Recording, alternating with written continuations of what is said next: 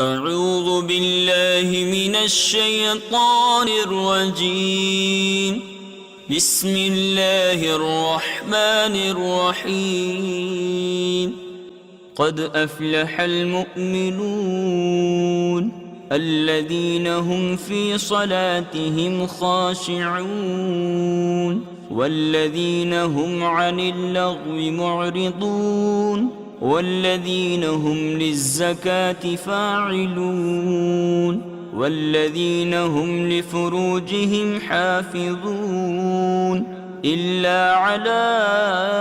أزواجهم أو ما ملكت أيمانهم فإنهم غير ملومين. فمن ابتغى وراء ذلك فأولئك هم العادون والذين هم لأماناتهم وعهدهم راعون والذين هم على صلواتهم يحافظون أولئك هم الوارثون الذين يرثون الفردوس هم فيها خالدون. ولقد خلقنا الإنسان من سلالة من طين ثم جعلناه نطفة في قرار مكين ثم خلقنا النطفة علقة فخلقنا العلقة مضغة فخلقنا المضغة عظاما فكسونا العظام لحما ثم أنشأناه خلقا آخر فتبارك الله أحسن الخالقين. ثم إنكم بعد ذلك لميتون ثم إنكم يوم القيامة تبعثون. ولقد خلقنا فوقكم 7 طرائق وما كنا عن الخلق غافلين وأنزلنا من السماء ماء بقدر فأسكناه في الأرض وإنا على ذهاب به لقادرون فأنشأنا لكم به جنات من نخيل وأعناب لكم فيها فواكه كثيرة ومنها تأكلون وشجرة تخرج من طور سيناء تنبت بالدهن وصبغ للآكلين وإن لكم في الأنعام لعبرة نسقيكم مما في بطونها ولكم فيها منافع كثيرة ومنها تأكلون وعليها وعلى الفلك تحملون. ولقد أرسلنا نوحا إلى قومه فقال يا قوم اعبدوا الله ما لكم من إله غيره أفلا تتقون. فقال الملأ الذين كفروا من قومه ما هذا إلا بشر مثلكم يريد أن يتفضل عليكم ولو شاء الله لأنزل ملائكة ما سمعنا بهذا في آبائنا الأولين إن هو إلا رجل به جنة فتربصوا به حتى حين. قال رب انصرني بما كذبون فأوحينا إليه أن اصنع الفلك بأعيننا ووحينا فإذا جاء أمرنا وفاردت النور فاسلك فيها من كل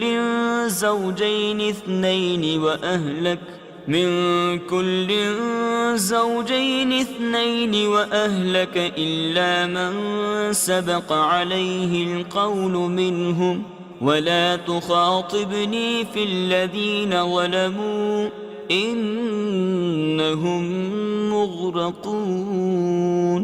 فإذا استويت أنت ومن معك على الفلك فقل الحمد لله الذي نجانا من القوم الظالمين وقل رب أنزل لي منزلا مباركا وأنت خير المنزلين إن في ذلك لآيات وإن كنا لمبتلين ثم أنشأنا من بعدهم قرنا آخرين فأرسلنا فيهم رسولا منهم أن اعبدوا الله ما لكم من إله غيره أفلا تتقون وقال الملأ من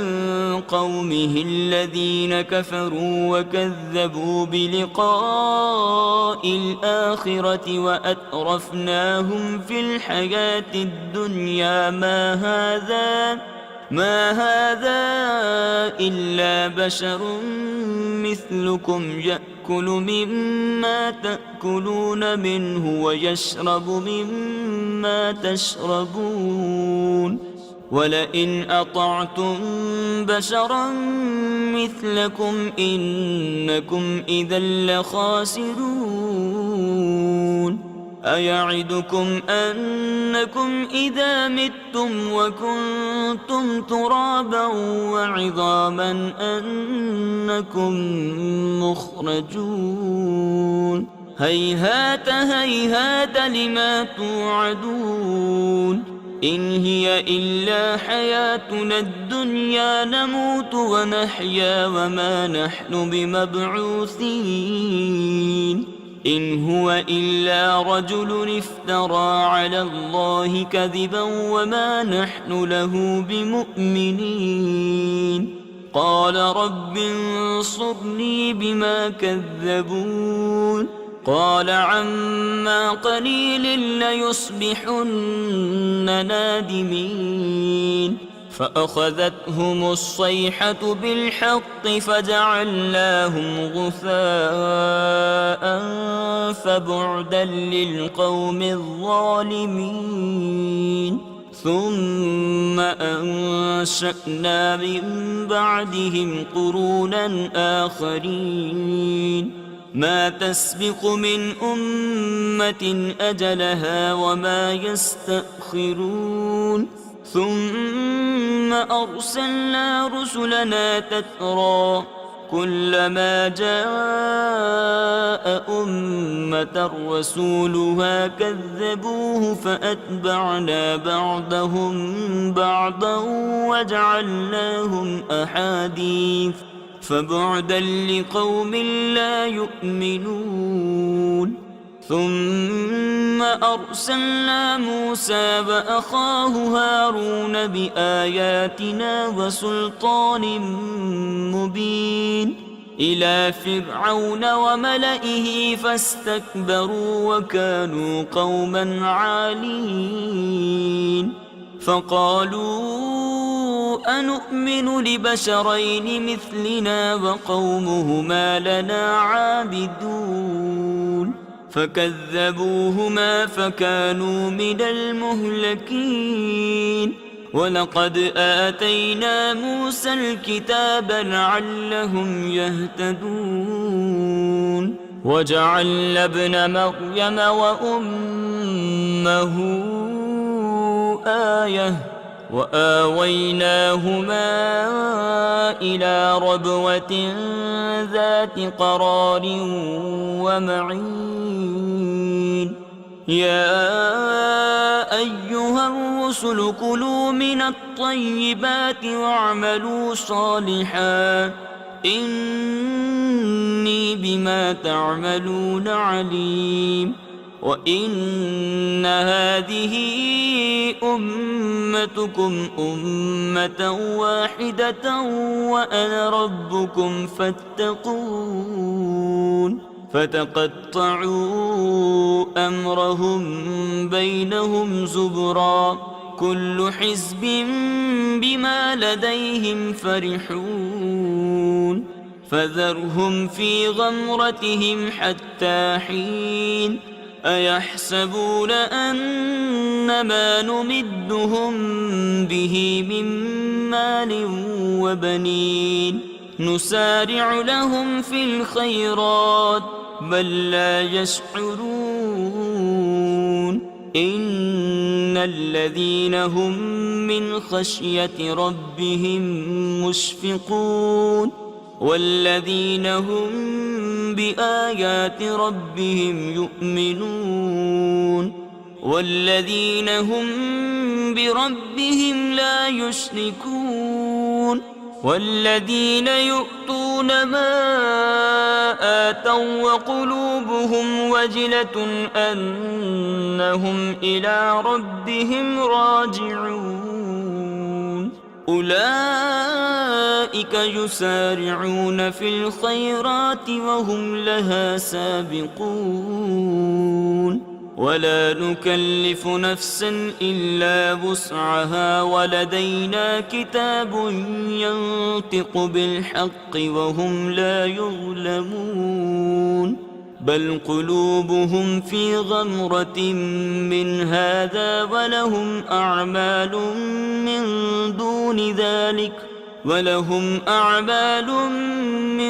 دون ذلك هم لها عاملون حتى إذا أخذنا مترفيهم بالعذاب إذا هم يجأرون لا تجأروا اليوم إنكم منا لا تنصرون قد كانت آياتي تتلى عليكم فكنتم على أعقابكم تنكصون مستكبرين به سامرا تهجرون أفلم يدبروا القول أم جاءهم ما لم يأت آباءهم الأولين أم لم يعرفوا رسولهم فهم له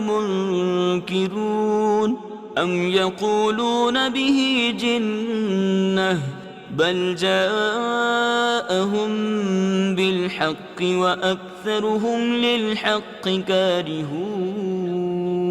ولو اتبع الحق أهواءهم لفسدت السماوات والأرض ومن فيهن بل أتيناهم بذكرهم فهم عن ذكرهم معرضون أم تسألهم خرجا فخراج ربك خير وهو خير الرازقين وإنك لتدعوهم إلى صراط مستقيم وإن الذين لا يؤمنون بالآخرة عن الصراط لناكبون ولو رحمناهم وكشفنا ما بهم من ضر للجوا في طغيانهم يعمهون ولقد أخذناهم بالعذاب فما استكانوا لربهم وما يتضرعون حتى إذا فتحنا عليهم بابا ذا عذاب شديد إذا هم فيه مبلسون وهو الذي أنشأ لكم السمع والأبصار والأفئدة قليلا ما تشكرون وهو الذي ذرأكم في الأرض وإليه تحشرون وهو الذي يحيي ويميت وله اختلاف الليل والنهار أفلا تعقلون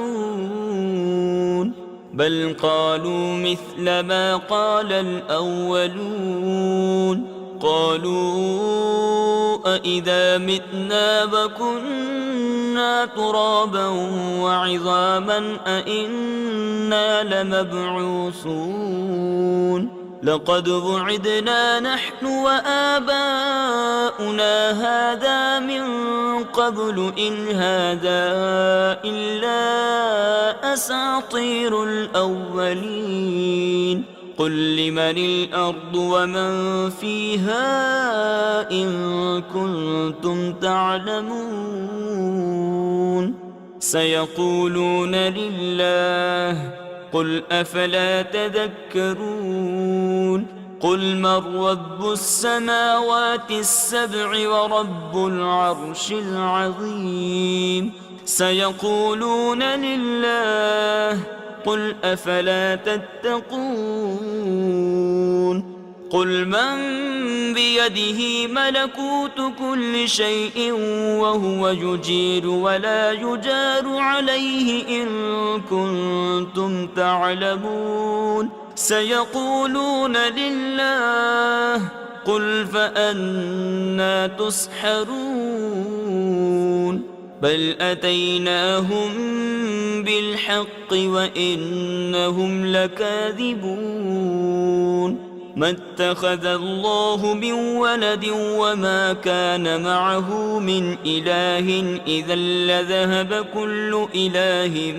بما خلق ولعلى بعضهم على بعض سبحان الله عما يصفون عالم الغيب والشهادة فتعالى عما يشركون قل رب إما تريني ما يوعدون رب فلا تجعلني في القوم الظالمين وإنا على أن نريك ما نعدهم لقادرون ادفع بالتي هي أحسن السيئة نحن أعلم بما يصفون وقل رب أعوذ بك من همزات الشياطين وأعوذ بك رب أن يحضرون حتى إذا جاء أحدهم الموت قال رب ارجعون لعلي أعمل صالحا فيما تركت كلا إنها كلمة هو قائلها ومن ورائهم برزخ إلى يوم يبعثون فإذا نفخ في الصور فلا أنساب بينهم يومئذ ولا يتساءلون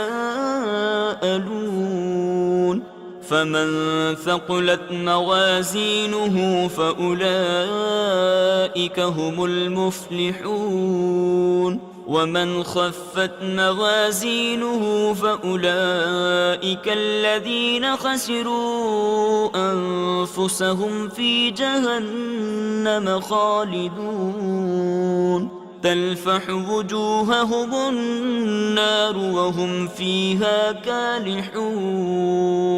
ألم تكن آياتي تتلى عليكم فكنتم بها تكذبون قالوا ربنا غلبت علينا شقوتنا وكنا قوما ضالين ربنا أخرجنا منها فإن عدنا فإنا ظالمون قال اخسئوا فيها ولا تكلمون إنه كان فريق من عبادي يقولون ربنا آمنا فاغفر لنا وارحمنا وأنت خير الراحمين فاتخذتموهم سخريا حتى أنسوكم ذكري وكنتم منهم تضحكون إني جزيتهم اليوم بما صبروا أنهم هم الفائزون قال كم لبثتم في الأرض عدد سنين قالوا لبثنا يوما أو بعد يوم فاسأل العادين قال إن لبثتم إلا قليلا لو أنكم كنتم تعلمون أفحسبتم أنما خلقناكم عبثا وأنكم إلينا لا ترجعون فتعالى الله الملك الحق لا إله إلا هو رب العرش الكريم ومن يدع مع الله إلها آخر لا برهان له به فإنما حسابه عند ربه إنه لا يفلح الكافرون وقل رب اغفر وارحم وأنت خير الراحمين بسم الله الرحمن الرحيم سورة أنزلناها وفرضناها وأنزلنا فيها آيات بينات لعلكم تذكرون الزانية والزاني فاجلدوا كل واحد منهما 100 جلدة ولا تأخذكم بهما رأفة في دين الله إن كنتم تؤمنون بالله واليوم الآخر وليشهد عذابهما طائفة من المؤمنين الزاني لا ينكح إلا زانية أو مشركة والزانية لا ينكحها إلا زان أو مشرك وحرم ذلك على المؤمنين والذين يرمون المحصنات ثم لم يأتوا ب4 شهداء فاجلدوهم 80 جلدة ولا تقبلوا لهم شهادة أبدا وأولئك هم الفاسقون إلا الذين تابوا من بعد ذلك وأصلحوا فإن الله غفور رحيم والذين يرمون أزواجهم ولم يكن لهم شهداء إلا أنفسهم فشهادة أحدهم 4 شهادات بالله إنه لمن الصادقين والخامسة أن لعنة الله عليه إن كان من الكاذبين ويدرأ عنها العذاب أن تشهد 4 شهادات بالله إنه لمن الكاذبين والخامسة أن غضب الله عليها إن كان من الصادقين. ولولا فضل الله عليكم ورحمته وأن الله تواب حكيم.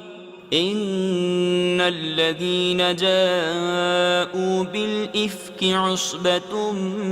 منكم لا تحسبوه شرا لكم بل هو خير لكم، لكل امرئ منهم ما اكتسب من الإثم والذي تولى كبره منهم له عذاب عظيم. لولا إذ سمعتموه ظن المؤمنون والمؤمنات بأنفسهم خيرا وقالوا هذا إفك مبين. لولا جاءوا عليه بأربعة شهداء فإذ لم يأتوا بالشهداء فأولئك عند الله هم الكاذبون. ولولا فضل الله عليكم ورحمته في الدنيا والآخرة لمسكم فيما أفضتم فيه عذاب عظيم، إذ تلقونه بألسنتكم وتقولون بأفواهكم ما ليس لكم به علم وتحسبونه هينا وهو عند الله عظيم. ولولا إذ سمعتموه قلتم ما يكون لنا أن نتكلم بهذا سبحانك هذا بهتان عظيم. يعظكم الله أن تعودوا لمثله أبدا إن كنتم مؤمنين، ويبين الله لكم الآيات والله عليم حكيم. إن الذين يحبون أن تشيع الفاحشة في الذين آمنوا لهم عذاب أليم في الدنيا والآخرة والله يعلم وأنتم لا تعلمون. ولولا فضل الله عليكم ورحمته وأن الله رؤوف رحيم. يا أيها الذين آمنوا لا تتبعوا خطوات الشيطان ومن يتبع خطوات الشيطان فإنه يأمر بالفحشاء والمنكر. ولولا فضل الله عليكم ورحمته ما زكى منكم من أحد أبدا ولكن الله يزكي من يشاء والله سميع عليم. ولا يأت لأولو الفضل منكم والسعة أن يؤتوا أولي القربى والمساكين والمهاجرين في سبيل الله وليعفوا وليصفحوا. ألا تحبون أن يغفر الله لكم والله غفور رحيم. إن الذين يرمون المحصنات الغافلات المؤمنات لعنوا في الدنيا والآخرة ولهم عذاب عظيم. يوم تشهد عليهم ألسنتهم وأيديهم وأرجلهم بما كانوا يعملون يومئذ يوفيهم الله دينهم الحق ويعلمون أن الله هو الحق المبين الخبيثات للخبيثين والخبيثون للخبيثات والطيبات للطيبين والطيبون للطيبات أولئك مبرؤون مما يقولون لهم مغفرة ورزق كريم يا أيها الذين آمنوا لا تدخلوا بيوتا غير بيوتكم حتى تستأنسوا وتسلموا على أهلها ذلكم خير لكم لعلكم تذكرون فإن لم تجدوا فيها أحدا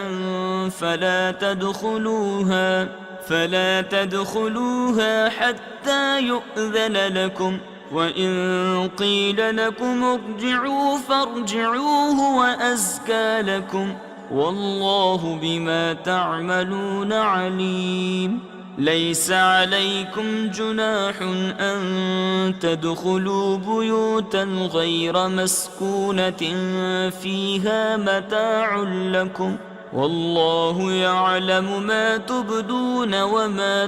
تكتمون قل للمؤمنين يغضوا من أبصارهم ويحفظوا فروجهم ذلك أزكى لهم إن الله خبير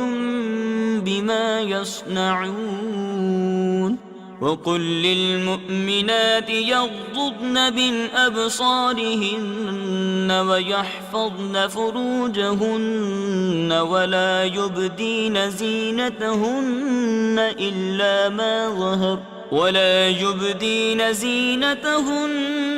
إلا ما ظهر منها وليضربن بخمرهن على جيوبهن ولا يبدين زينتهن إلا لبعولتهن أو آباء بعولتهن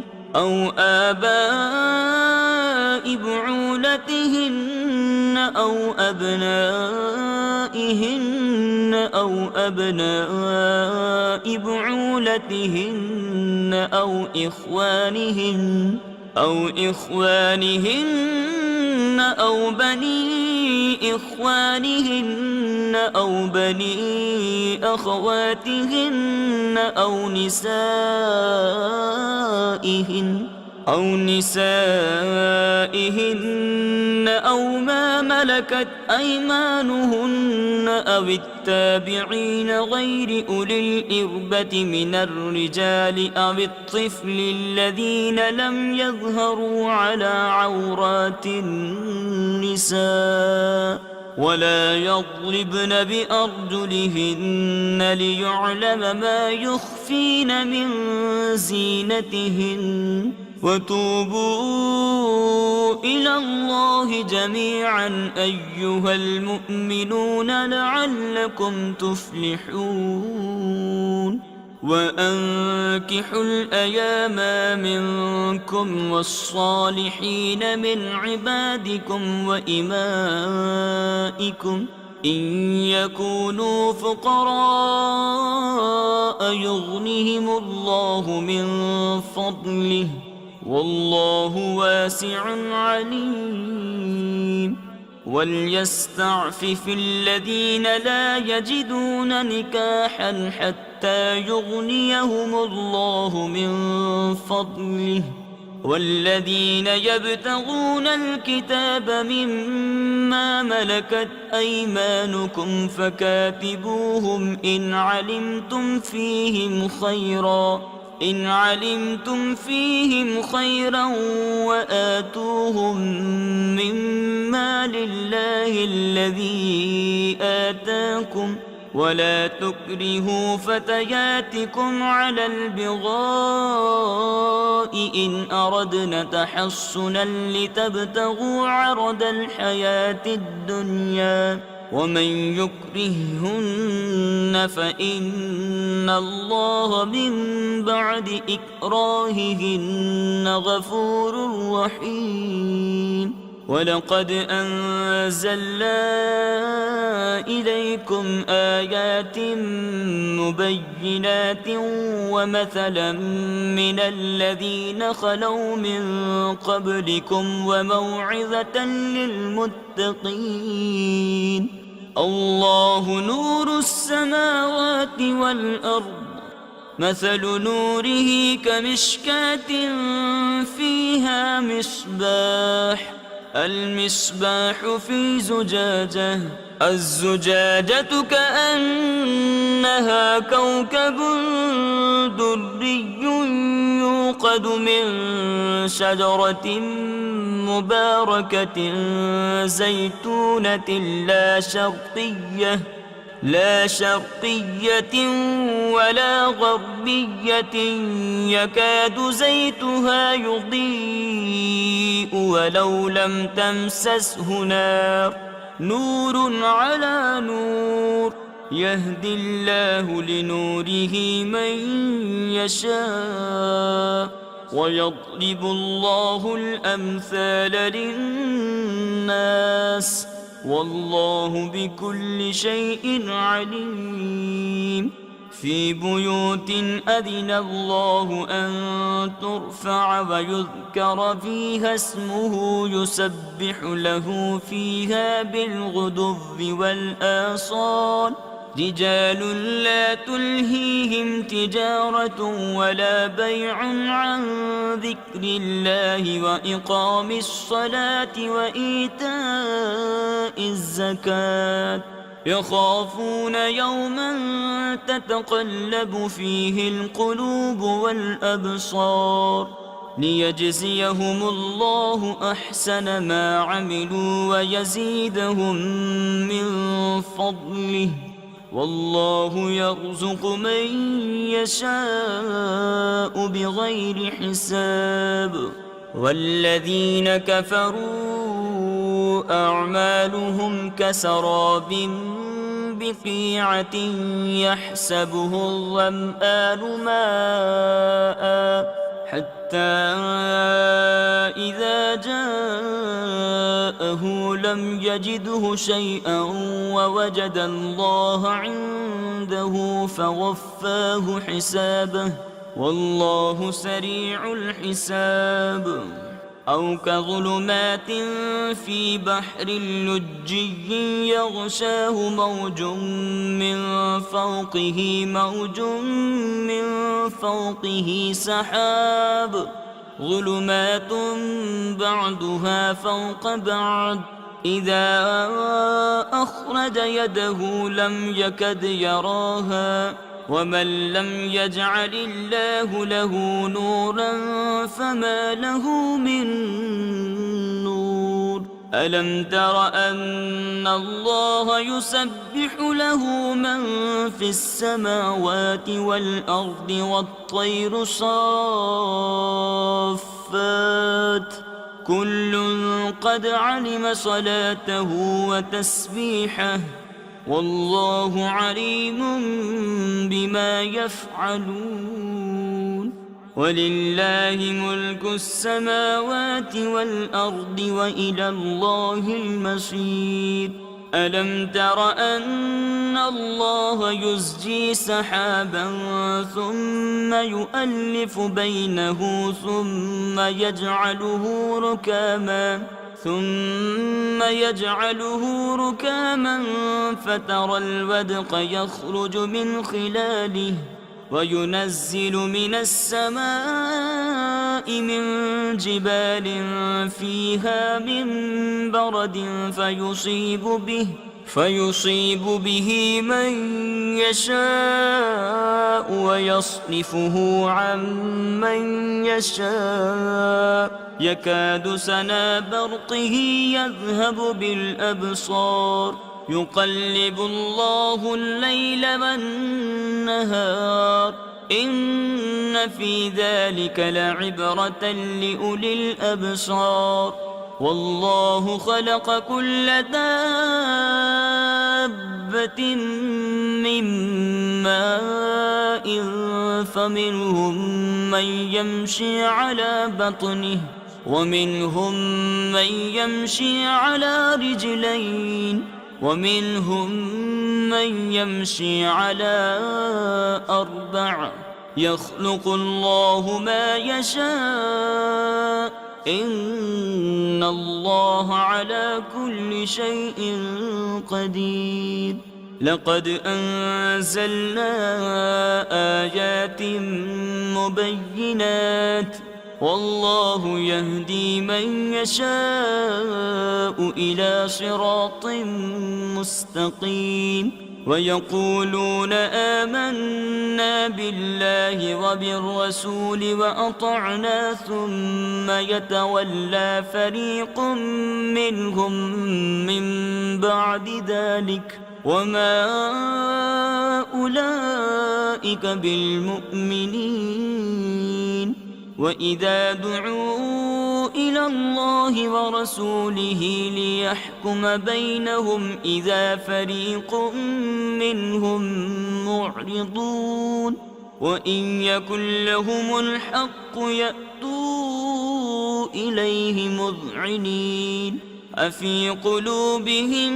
مرض أم ارتابوا أم يخافون أن يحيف الله عليهم ورسوله بل أولئك هم الظالمون إنما كان قول المؤمنين إذا دعوا إلى الله ورسوله ليحكم بينهم أن يقولوا سمعنا وأطعنا وأولئك هم المفلحون ومن يطع الله ورسوله ويخشى الله ويتقه فأولئك هم الفائزون وأقسموا بالله جهد أيمانهم لئن أمرتهم ليخرجن قل لا تقسموا طاعة معروفة إن الله خبير بما تعملون قل أطيعوا الله وأطيعوا الرسول فإن تولوا فإنما عليه ما حمل وعليكم ما حملتم وإن تطيعوه تهتدوا وما على الرسول إلا البلاغ المبين وعد الله الذين آمنوا منكم وعملوا الصالحات ليستخلفنهم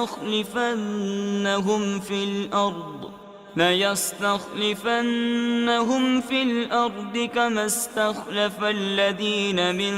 قبلهم وليمكنن لهم دينهم الذي ارتضى لهم وليبدلنهم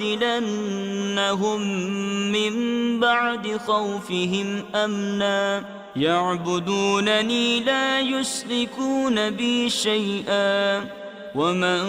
كفر بعد ذلك فأولئك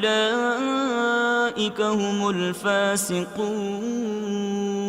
وأقيموا الصلاة وآتوا الزكاة وأطيعوا الرسول لعلكم ترحمون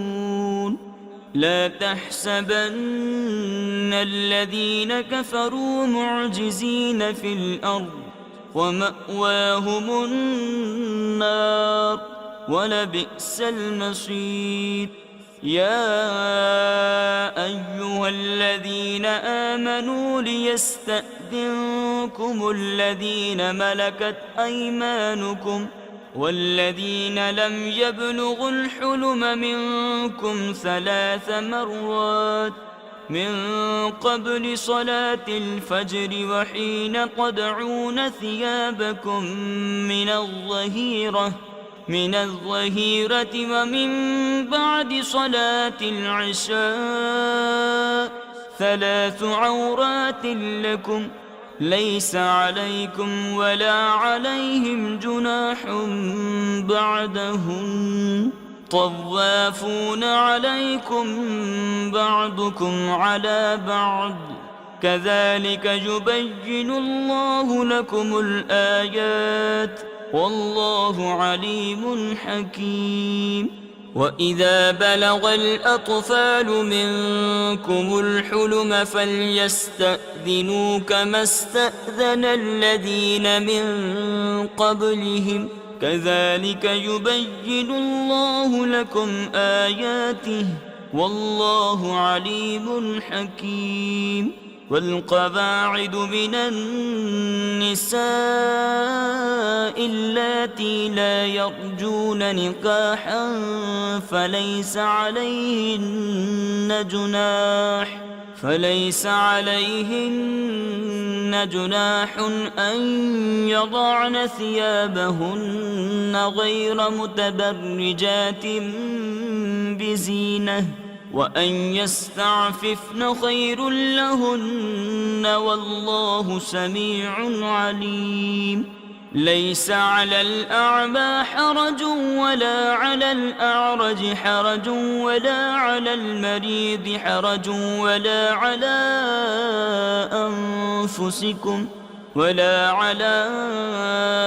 أنفسكم أن تأكلوا من بيوتكم أو بيوت آبائكم أو بيوت أمهاتكم أو بيوت إخوانكم أو بيوت أخواتكم أو بيوت أعمامكم أو بيوت عماتكم أو بيوت أخوالكم أو بيوت خالاتكم أو ما ملكتم مفاتحه أو صديقكم ليس عليكم جناح أن تأكلوا جميعا أو أشتاتا فإذا دخلتم بيوتا فسلموا على أنفسكم تحية من عند الله مباركة طيبة كذلك يبين الله لكم الآيات لعلكم تعقلون. إنما المؤمنون الذين آمنوا بالله ورسوله وإذا كانوا معه على أمر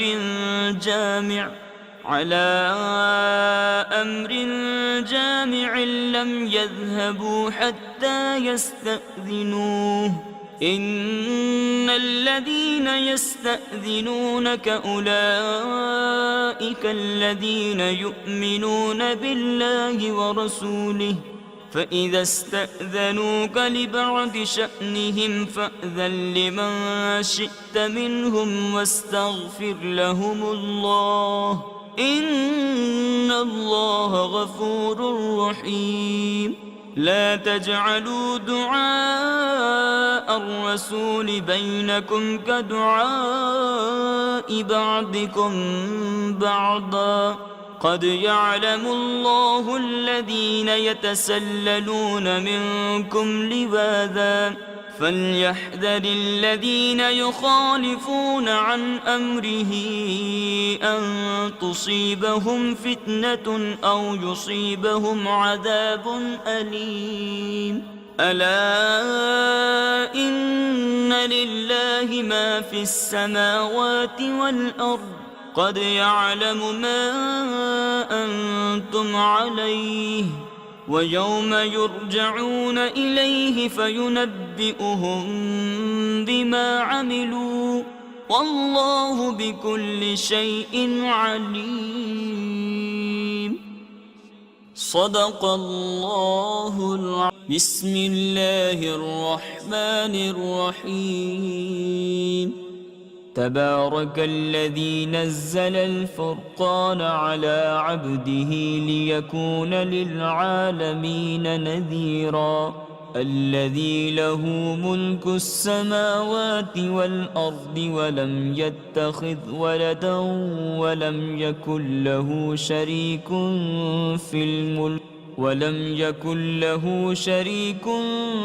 في الملك وخلق كل شيء فقدره تقديرا. واتخذوا من دونه آلهة لا يخلقون شيئا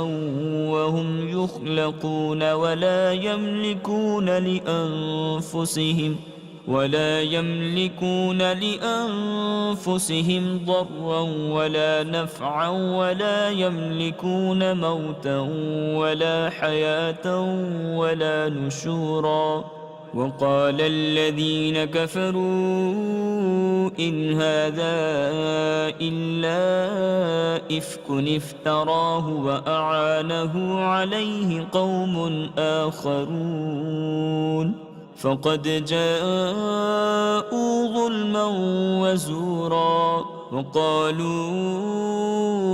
أساطير الأولين اكتتبها فهي تملى عليه بكرة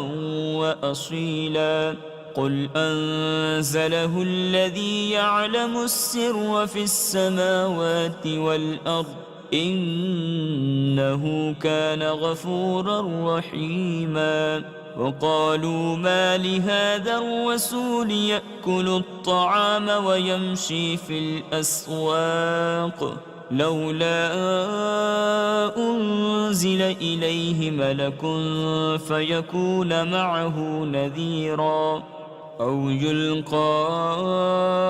إليه كنز أو تكون له جنة يأكل منها. وقال الظالمون إن تتبعون إلا رجلا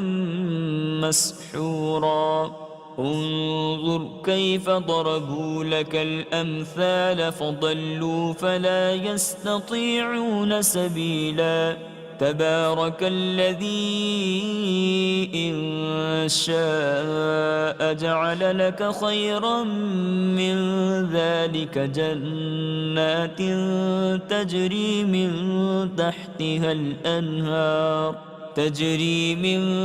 تحتها الأنهار ويجعل لك قصورا. بل كذبوا بالساعة وأعتدنا لمن كذب بالساعة سعيرا. إذا رأتهم من مكان بعيد سمعوا لها تغيظا وزفيرا. وإذا ألقوا منها مكانا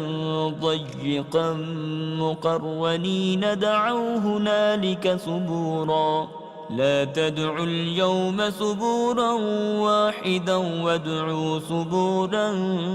كثيرا. قل أذلك خير أم جنة الخلد التي وعد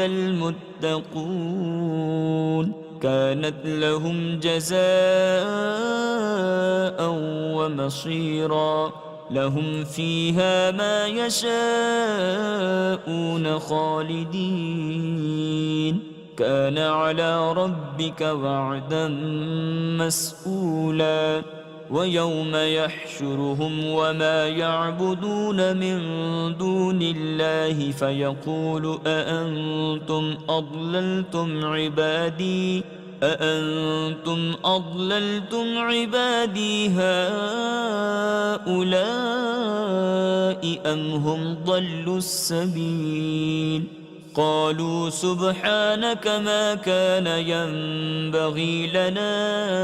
أن نتخذ من دونك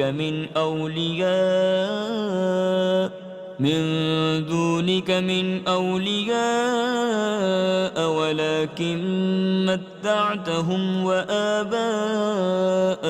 حتى نسوا الذكر وكانوا قوما